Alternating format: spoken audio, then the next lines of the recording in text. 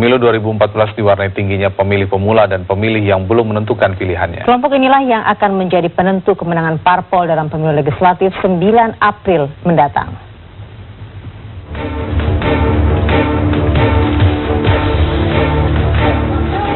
Masa kampanye telah usai.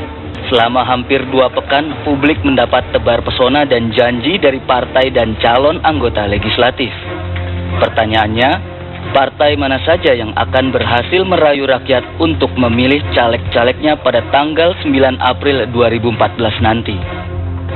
Berbagai hasil survei jajak pendapat menyatakan Golkar dan PDIP yang akan bersaing memperebutkan posisi pertama dan kedua peraih suara terbanyak.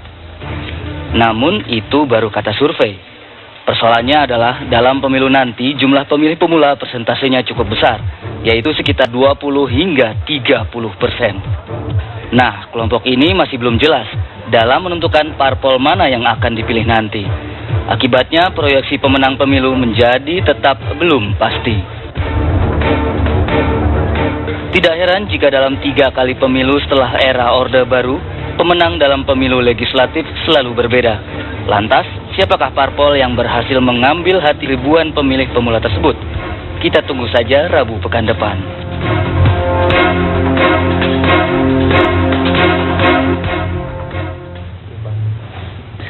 Ya, dan kita akan langsung berbincang terkait masalah swing voter karena masih banyak yang belum menentukan pilihannya, baik itu pemilih pemula maupun mereka yang masih menunggu, masih melihat perkembangan politik dan juga apa yang ditawarkan oleh sejumlah partai politik.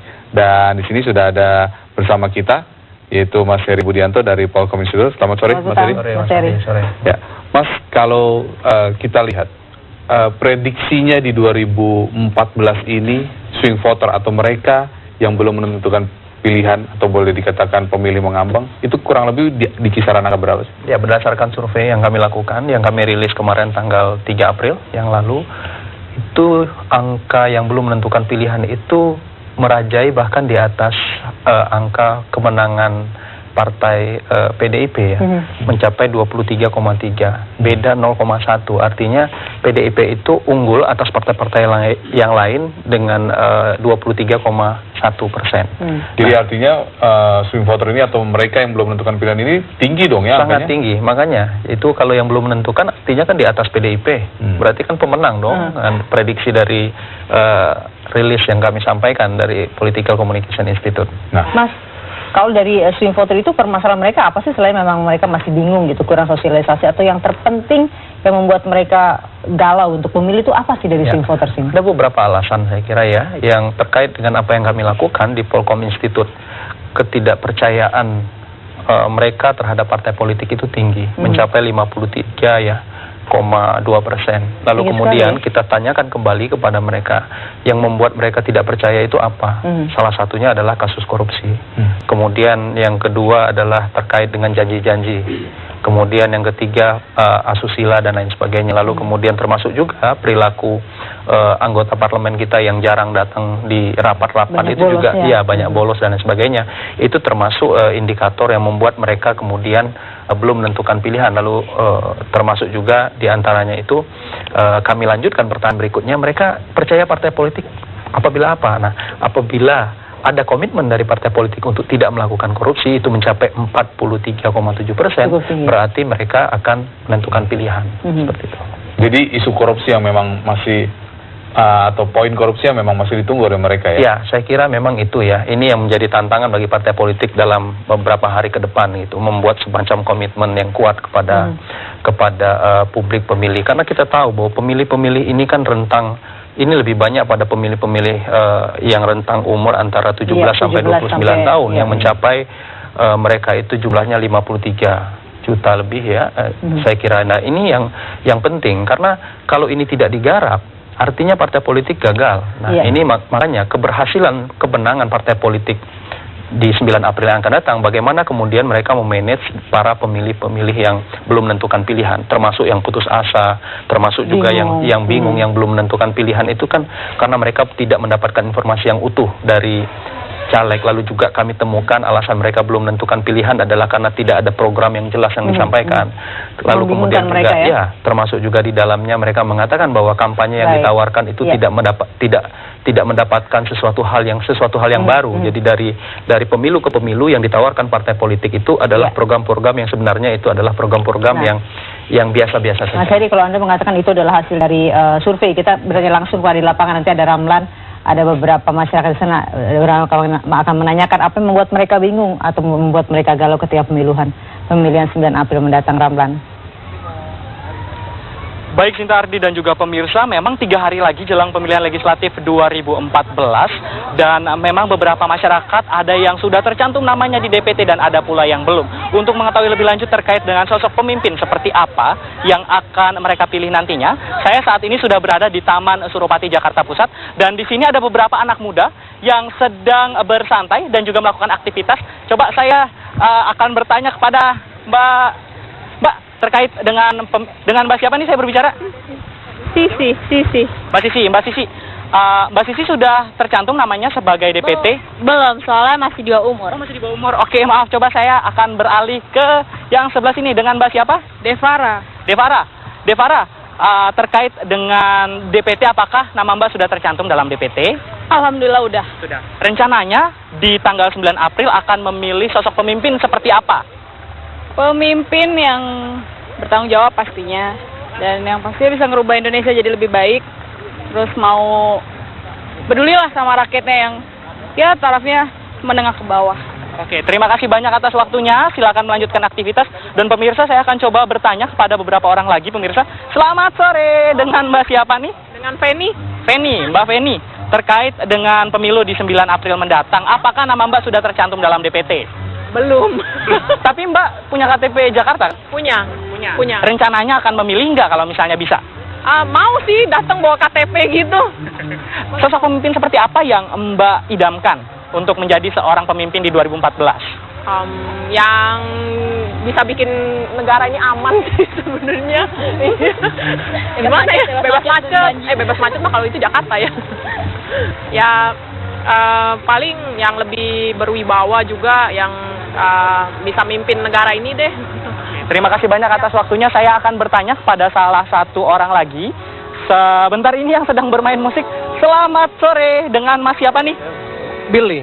Mas Billy, terkait dengan 9 April mendatang, apakah Mas Billy sudah memiliki atau sudah tercantum namanya dalam DPT? Belum tercantum, tapi punya KTP Jakarta? Punya. Nanti rencananya tanggal 9 April apabila bisa memilih, akan memilih? Tidak. Kenapa, Mas? Pertama, ya ini sebagai sebuah preferensi politis dalam perpolitikan di Indonesia, saya merasa bahwa para calon yang diusung berikut juga dengan partai yang dengan berbagai idealismenya, menurut saya belum bisa menjawab kebutuhan Indonesia, menurut saya. Terima kasih banyak Mas atas waktunya. Baik pemirsa, memang terkait dengan pemilu pada tanggal 9 April mendatang, banyak masyarakat yang sudah menentukan pilihan dan belum menentukan pilihan pada pemilihan legislatif di 2014 ini, dan memang pada tanggal tersebut kita akan memilih siapa saja pemimpin yang akan masuk ke dalam kursi-kursi di parlementer atau bisa dikatakan dalam kursi legislatif. Sekian yang dapat saya kabarkan kepada Anda pemirsa. Kembali ke studio.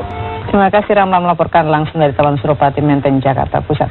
Ya, Mas Heri, kalau kita lihat tadi, mereka banyak juga yang masih belum menentukan pilihan. Ada juga yang tidak terdaftar tapi sebenarnya ingin memilih. Nah, apakah para swing voter ini itu benar-benar melihat apa yang ditawarkan oleh partai politik, atau ada faktor lain? Misalkan, ya mohon maaf, kita tahu mereka biasanya tanggal 8 malam itu tidak tidur, nunggu ada yang ngetok, ada yang guyur, baru deh mereka menentukan pilihan besok ya.